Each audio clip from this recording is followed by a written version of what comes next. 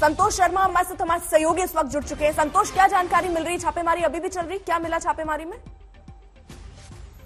देखिए, अभी तो ये शुरुआत है कि पुष्पराज जैन, अगर पुष्पराज जैन की बात करें तो पंपी जैन जो एक नाम आ रहा था, पुष्प जो सपा के एमएलसी हैं उनका नाम भी पुष्पराज जैन। और सबसे अहम बात कि आज अखिलेश यादव भी कन्नौज में मौजूद है और लगभग 12:30 बजे पुष्पराज जैन के साथ ही वो मीडिया से मुखातिब होने वाले थे। आज पुष्पराज जैन जो समाजवादी पार्टी के एमएलसी थे और जब पीयूष जैन के घर पर छापेमारी की गई थी तो उस पीयूष जैन का भी कनेक्शन सपा से बताया गया। हालांकि उसको स्टैब्लिश नहीं किया जा सका, लेकिन अब पुष्पराज जैन जो समाजवादी पार्टी के एमएलसी बताए जा रहे हैं उनके ठिकानों पर अब ये छापेमारी शुरू की गई है। ये अभी यहाँ पर इनकम टैक्स और जीएसटी की टीमें जो बताया जा रहा है कि वहां पर पहुंची हुई है, छापेमारी कर रही है। जी, समर्थ श्रीवास्तव भी इस बीच जुड़ चुके हैं, उनके पास भी कोई अपडेट? समर्थ, क्या अपडेट? देखिए, समाजवादी पार्टी के एमएलसी पंपी जैन की छापेमारी जारी है। बताना ये जरूरी इसलिए है क्योंकि समाजवादी पार्टी के अध्यक्ष अखिलेश यादव आज 12:30 बजे प्रेस कॉन्फ्रेंस करने वाले हैं कन्नौज से, और पंपी जैन आज अखिलेश यादव के साथ उसी प्रेस कॉन्फ्रेंस में सम्मिलित होने वाले थे और उससे 4 या 5 घंटे पहले छापेमारी शुरू हो गई है। पंपी का नाम तब से आ रहा है जब से पीयूष जैन पर कार्रवाई शुरू हुई है। सपा का कहना था कि इनकम टैक्स वाले नाम को लेकर कंफ्यूज हो गए, तो वहीं बीजेपी का कहना था कि रेट राजनीति से परे हैं। और फिलहाल आज जो पंपी जैन की रेड शुरू हुई है, ये बताना जरूरी है कि पंपी जैन भी एक बिजनेसमैन है। उनका यहाँ से लेकर मुंबई तक बिजनेस फैला है, कारखाने हैं और वो भी इत्र का कारोबार करते हैं। और जब समाजवादी पार्टी का इत्र लॉन्च हुआ था तो वो पंपी जैन ही थे, उन्होंने लॉन्च किया था, और जब बांटा गया था तो वो भी वही थे। पंपी जैन ने हालांकि आज तक से बात भी की थी और उन्होंने कहा था कि उनका कोई रोल नहीं है, पर आज जिस तरह से सुबह से रेड चल रही है और तहखाने कारखानों में जाकर जो टीम्स हैं वो पहुंच रही हैं, अब देखना है कि रेड कब तक चलती हैं और इनसे क्या निकल कर आता है। लगभग 20 मकान छोड़कर पंपी जैन का मकान है पीयूष जैन से। हालांकि दोनों के बीच संबंध, ऐसा मोहल्ला बताता है वहां का कि पंपी और पीयूष के संबंध कोई बहुत खास नहीं है और कोई रिलेशन नहीं है, पर पंपी भी वहां पर इत्र कारोबारी है और पूरा जो गली मोहल्ला है वो बेसिकली एसेंस या इत्र का काम करता है।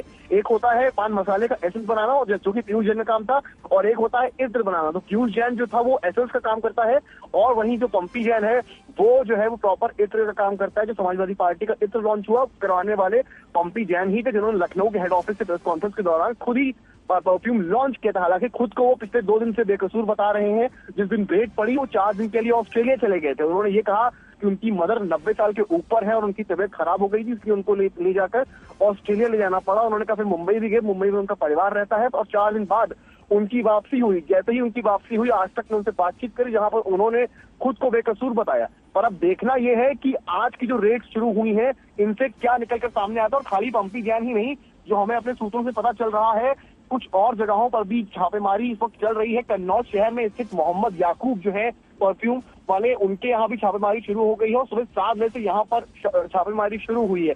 अब देखना यह है कि इसमें कुछ राजनीतिक निकलता है या इनका कोई कनेक्शन उनसे किसी पॉलिटिकल पार्टी से है या नहीं। तो पंपी जैन बहुत ऑब्वियस सी बात है समाजवादी पार्टी के एमएलसी हैं, और अब देखना है कि ये आने वाले वक्त में राजनीतिक रंग लेता है या नहीं। जी समर्थ, आप नजर बनाए रखिए। कल पुष्पराज जैन से हमारे सहयोगी ने बात की थी, क्या कहा था उन्होंने, सुनिए।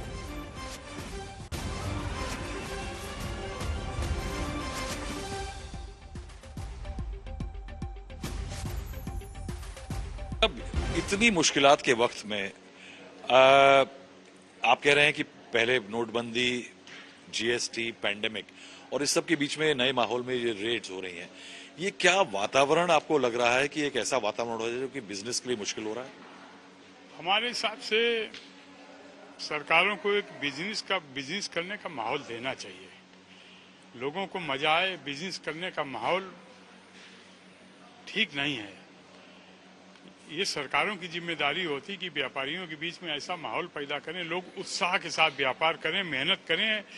जब वो व्यापारी आगे बढ़ेगा तो निश्चित है प्रदेश आगे बढ़ेगा, प्रदेश आगे बढ़ेगा, देश आगे बढ़ेगा। हमारा देश बहुत महान है, थोड़ा सा ध्यान इस पे दे दें, व्यापारियों को सहूलियतें कुछ मिल जाए, टैक्सेशन में सहूलियत मिल जाए, उनके रॉ मटेरियल में सहूलियत मिल जाए, सरकार का थोड़ा आशीर्वाद इस वर्ग में हो जाए, तो हम समझते कि मुश्किल नहीं काम आगे बढ़ना है।